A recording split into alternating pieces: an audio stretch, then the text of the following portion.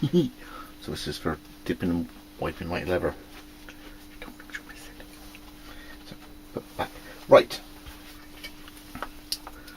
Stitched all up through there, and this is my pattern piece.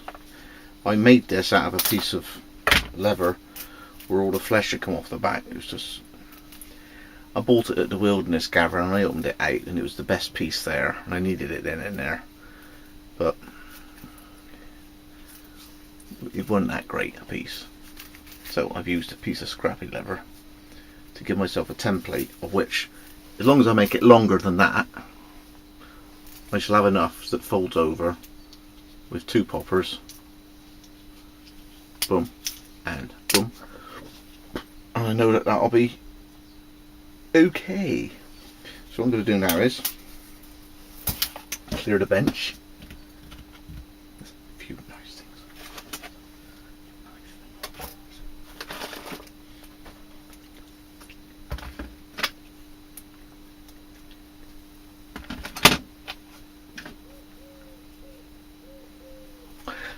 I'll see you in a minute, and I'll try to make a bit of space.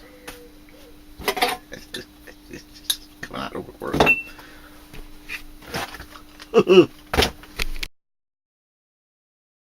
Welcome back. If I carefully rearrange my bench.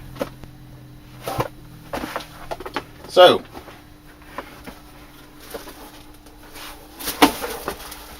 is it at least that long? Yes. How wide do I need it? There was a ruler here. There it is. 26-ish. 30 size.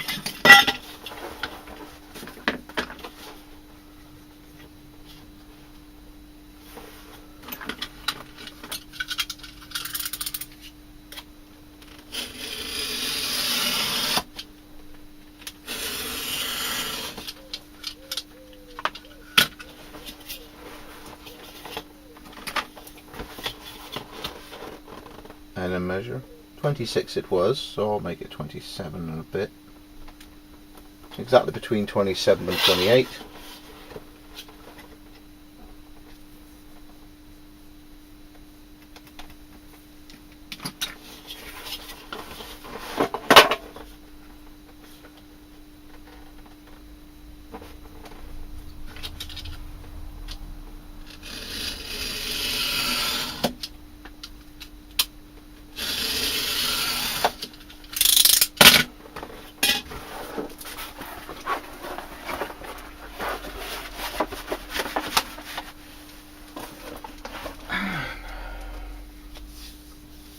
There we have it.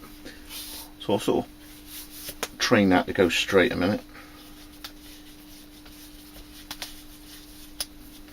It wants to curl the other way.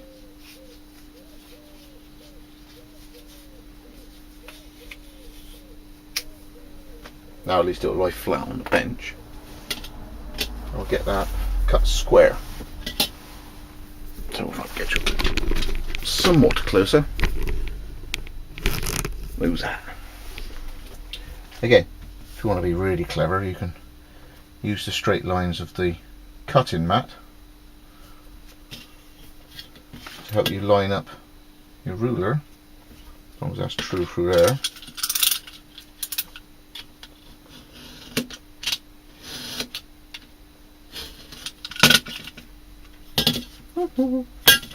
Back to the way.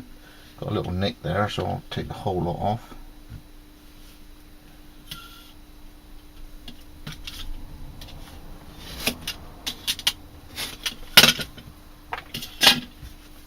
Sorted for some reason, as in straight. So I shall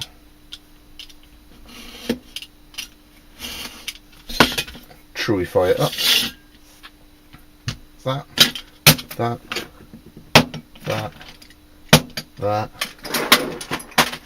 Oh my heck, well, God. Oh my heck. You can't have everything out in one go.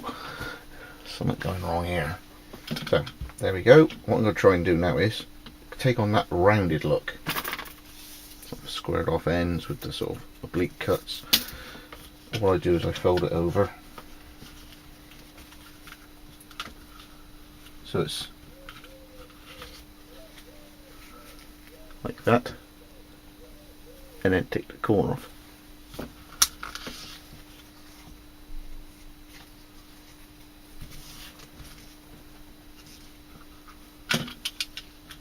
And wherever I get it 46 or 44 degrees, it doesn't really matter because I'll be a bear, at least on this end. Pretty close. And the same to the end.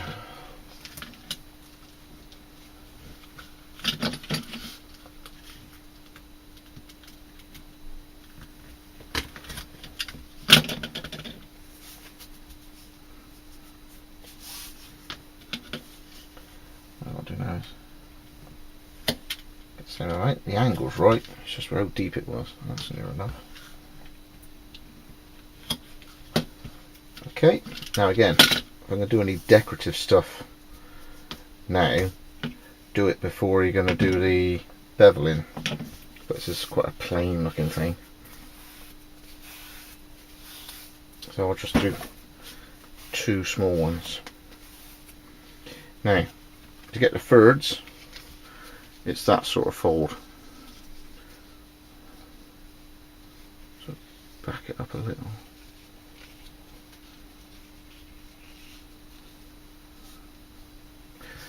So again, having this dummy around here helps dummies like me. So that goes there. So if I wanted to put a stamp on it, the stamp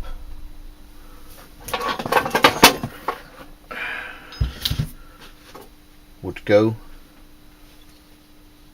there. See how accurately you put that on there. Still leaving plenty of room for the poppers. So I could move it up that way a little if I want, but there's the fold. I know that's where the fold is, so I can move it a little bit up if I felt like it. That's where it goes. Come here, Monier.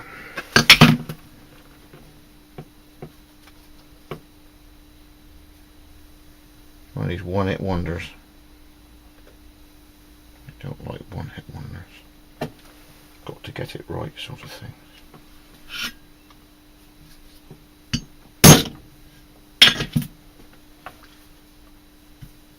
Oh, it's beautiful.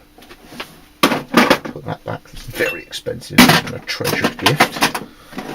Back there out of the way. Oh, and I'll need gizmo. You can use punches, but I find this allows me to sort of move and jig around and fiddle with it. So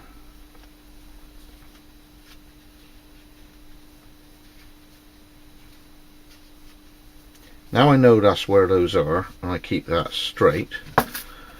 I go through at least one piece of leather, and I should be able to mark the second, thereby making sure that the holes line up. Make sure you have enough on the back for the rear popper bit. As I say, I may not have gone all the way through, but at least I know I have gone through, but at least I know that the holes line up. Way to make sure they definitely line up, you make that popper now. That makes sense? You make that popper now if you're not too confident about how they line up, and then whilst that one's retained, then you do the second. But my grip's pretty good, so if I went there now, and the other thing is leave plenty of gap between the centres. I can move it away a little so that your poppers have a decent space between them. Now that you've punched it, it doesn't matter if you have 2 goes at it.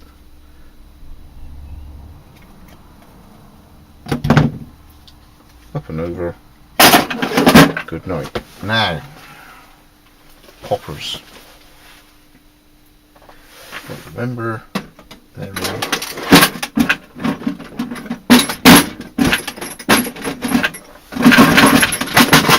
Something ain't working.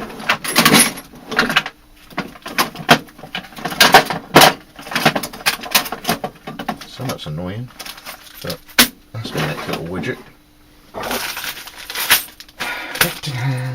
I use line 24 snaps because I think they're bigger than line 20. There's the kit.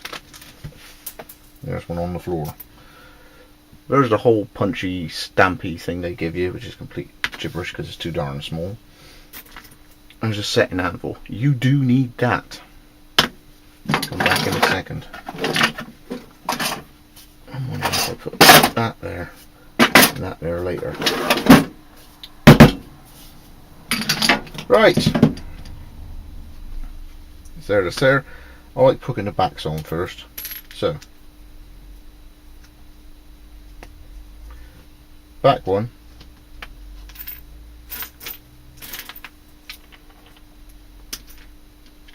And there's a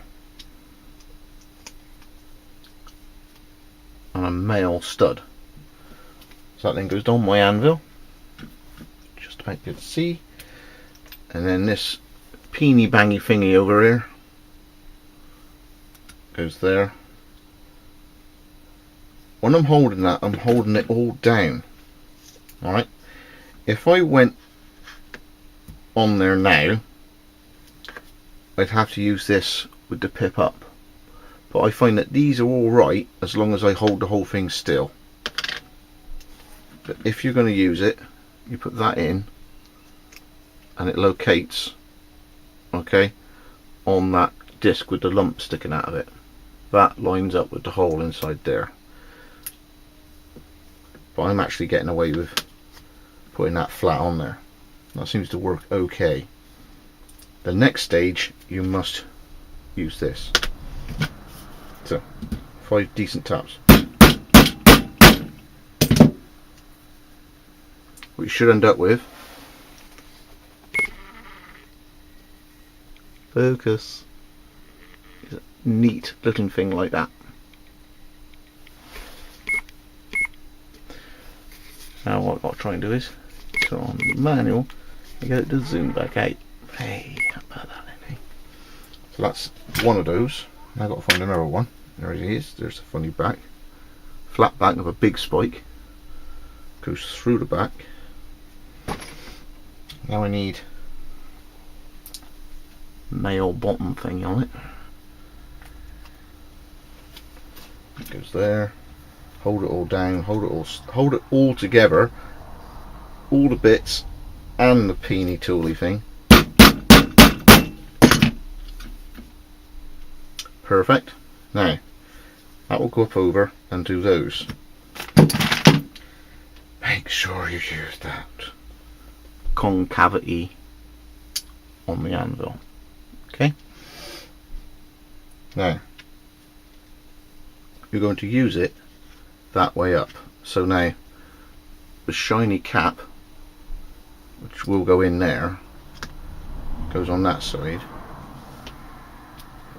and the female button looking thing, as even more falls off on the floor, goes there.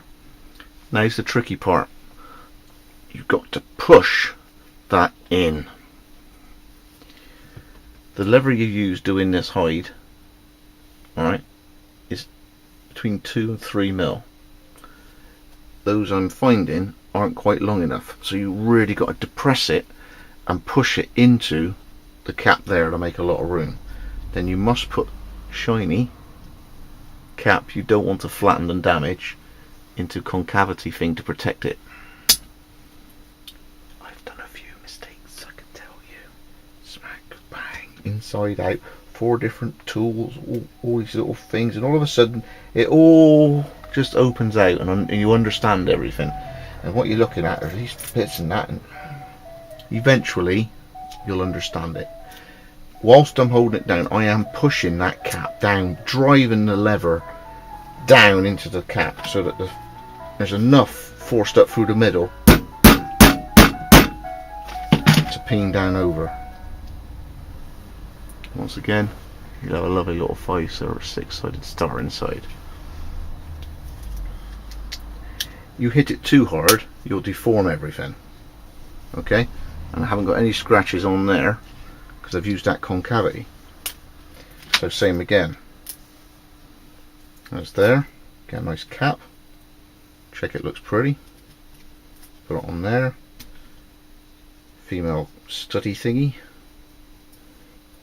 And then press it in. It took me ages to figure out how to do this way in order to get them to work.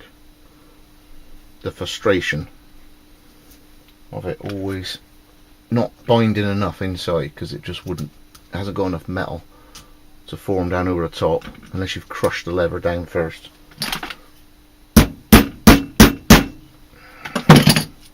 Has it worked? Yes. So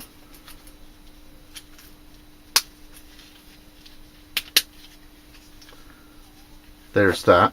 Now I can start about taking a little pieces out of this little loop here in order for it to settle on the D loop happily.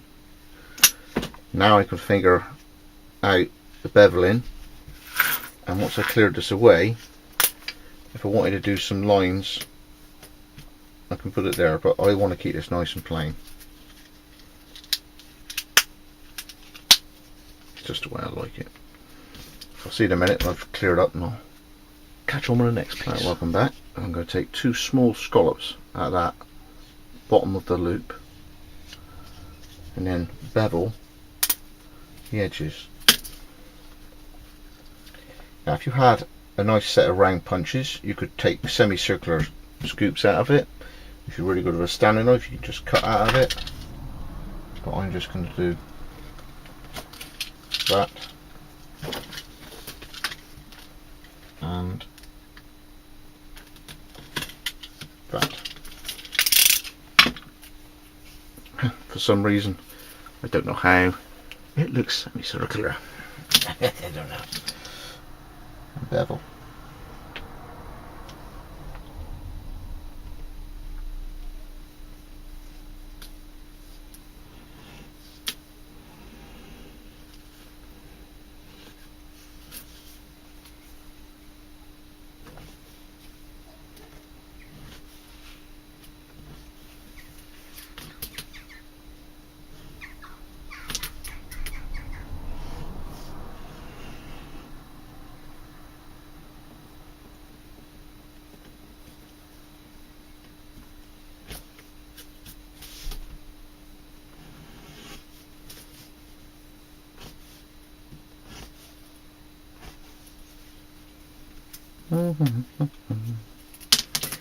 And back the other way.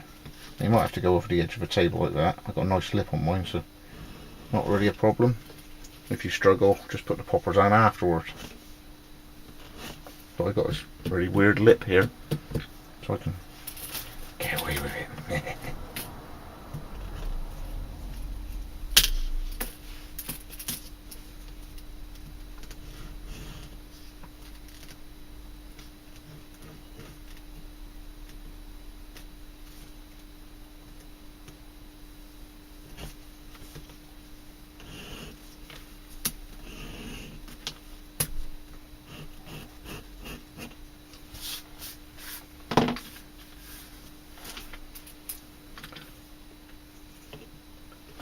There we go. Just double check it's nice and neat. You nearly rolled off then, didn't you? Ha ha ha. So, there it is. Happy with that. Double check it looks alright. Might need a bit more off those scallops yet, I don't know.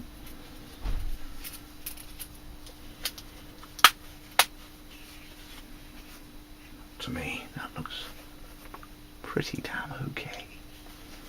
So, what I want to do now is slick those edges up with my slicker. See thee in a minute. My new sponge! Yes! Okay, so change the camera position for just variety. There she is. There we go. Again, slicker. Hardwood, could be plastic. Could use that, save yourself some money. Alright. If you want to go on a lathe, just use a chisel. Make some nice squarish cuts. I find if you have plywood or something that's really square and put sandpaper on it, you can get in there and make it reasonably square, but the finish has to be pretty good and consistent around the whole thing. So however much it is to make, it'll take you at least that much time in your whatever your working hour to make one yourself, but at least you know you've made one yourself. Alright, so that's what I've done. We'll go and try out my new sponge now. Sponge, water,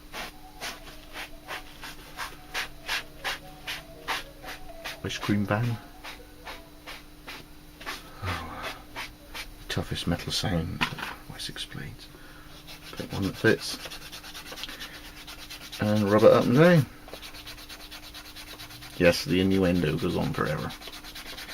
And I'll see thee in about, well, half hour. Okay, all slicked up.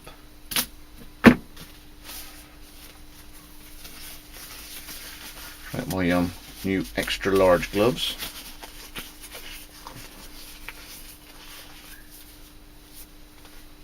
And still not big enough. But wait, yeah. But better than large. Yeah. Extra large, I think. But a lot easier than large. It's just exhausting me because your fingers can't move down because it stretches across the back of my hand. So if I went like this, just stretching it, I can't. Large, supposed to be large. I'm only 5'8". Get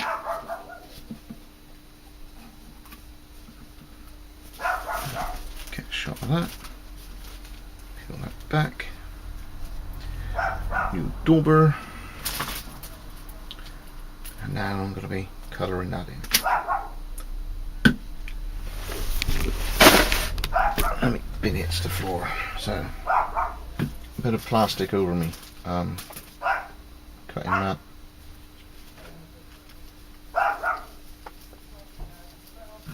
Here we go.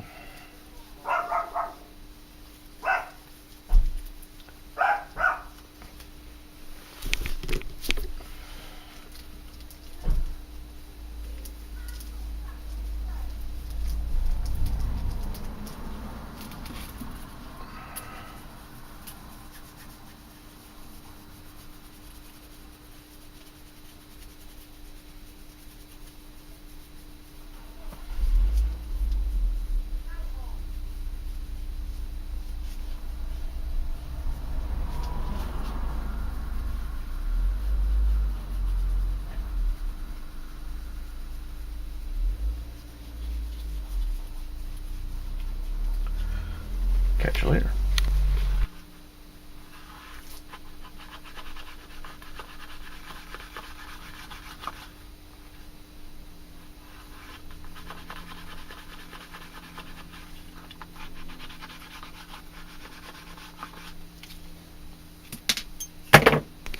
Okay, so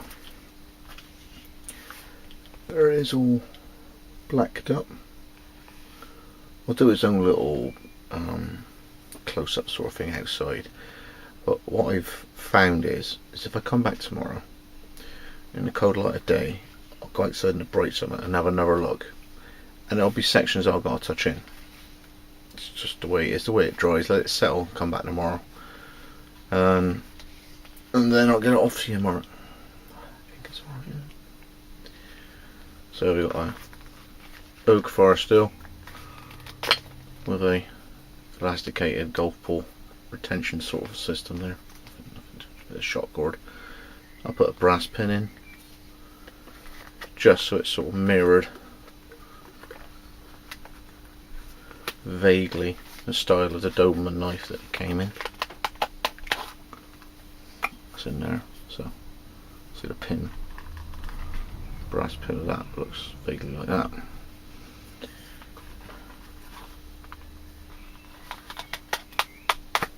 Ka-dunk.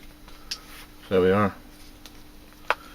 I made a leather sheath with dangler, D-loop, fire still attached, Wessex blade medallion on it. I did manage to do a strike on there, that looked alright. So I'll double check it tomorrow, but I'll do another vid in the daylight, just so you can see it, the light in there, please. So there it is, all done. Thanks for joining me in the little series I've done of the making. But you know, to me that's a very simple sheath. There's no welts, you know, and doubling up. So something like this mini cleaver, that's got another, it's just a little bit more to it than that. That one I did for Funky on his Golot is layered. There was one I did for Bruce Nebulax, and that was along the lines of a hedgehog, but I never understood the bit, you know, the bits that go on the actual the page, and these huge great lengths. They go all the way around and then go on the popper, and that's a hell of a lot of leather to cut out and lose. I'm a little bit lost without it, to be honest. But yes, very busy, loads on. I've got to the point where trying to do loads of jobs at a time is getting a little bit mind-bending. So I've applied myself to finish this, and then I've got the regrind on that Polish blade, and then I got a ferro rod to make for a chap that Funky met, if that rings a bell or whoever's watching. So that's the order of events at the moment, and I still got to do the belt pouch. At some point I got the press to try and make this pouch, to approach it in a different way, slightly different than this, because they're actually forming it over a block with a frame around the outside. So I'll have a few practice sessions, and then when I'm ready to show you how successful I have or not, I'll catch up with you later. But anyway, for the series of sheath makey tutorial-y thingy makey, that's how I make this thing. Does the job. Thank you, Scott. Wessex, please. All the best. See you next one.